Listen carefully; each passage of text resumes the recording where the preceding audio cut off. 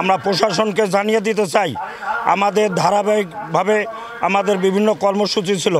গতকাল আমাদের 2 ঘন্টা কর্মসূচি দিছি, তারপর আমাদের ডিএস স্যার আমাদের ডাকছে আমাদের, তাই আমরা আমাদের ধারাবাহিকতা আমরা আজকে আমাদের 4 ঘন্টা আমাদের ছিল, আমাদের কর্মবিরতি ছিল। আমরা এটা শিথিল করে আমরা বিক্ষোভে আমরা আসছি। আমরা এই বিক্ষোভ দিয়ে আমরা চালিয়ে যাচ্ছি।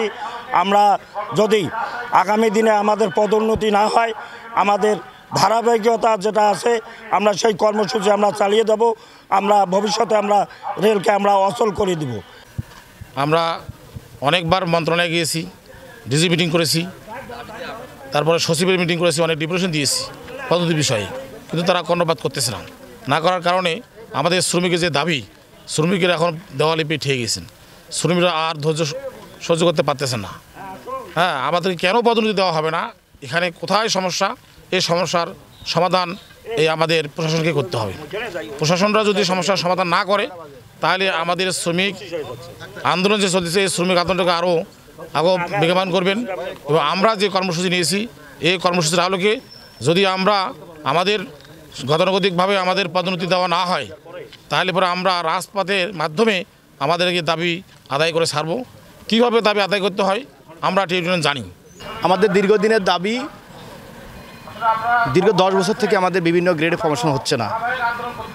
এই সৈয়দপুর কারখানায় শ্রমিকদের ভিতরে দীর্ঘদিন থেকে অসন্তোষ বিরাজমান। তাই আমরা দীর্ঘদিন থেকে বলে আসতেছি প্রশাসনকে আমাদের বিভিন্ন গ্রেডে পদোন্নতি দিতে হবে। পদোন্নতি না দিলে আমাদের কর্মসূচি বর্তমানে চলমান। আমাদের প্রতিনিয়ত কর্মসূচি আছে। আমাদের মানববন্ধন হয়েছে, আমাদের বিক্ষোভ মিছিল হয়েছে, আমাদের 2 ঘন্টা কর্মবিরতিও হয়েছে।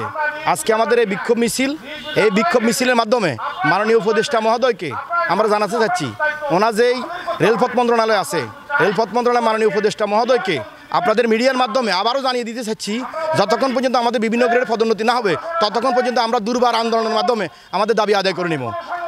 আর দ্বিতীয় আরেকটা প্রশ্ন আছে, কথা হলো, সেটা হলো নবম পে স্কেল।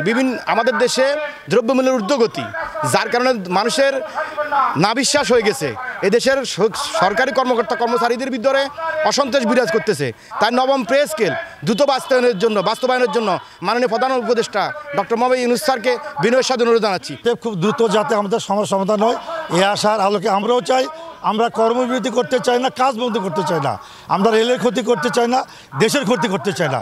আমরা চাই আমাদের ন্যায্য অধিকার আমাদের ফিরে দেওয়া হোক, পদোন্নতি দেওয়া হোক, এবং নবম পে স্কেল যেটা আছে 2টা দাবির, তার একটা হল নবম পে স্কেল 15 তারিখের মধ্যে ঘোষণা দিতে হবে, 1 জুলাই 26 থেকে কার্যকর করতে হবে।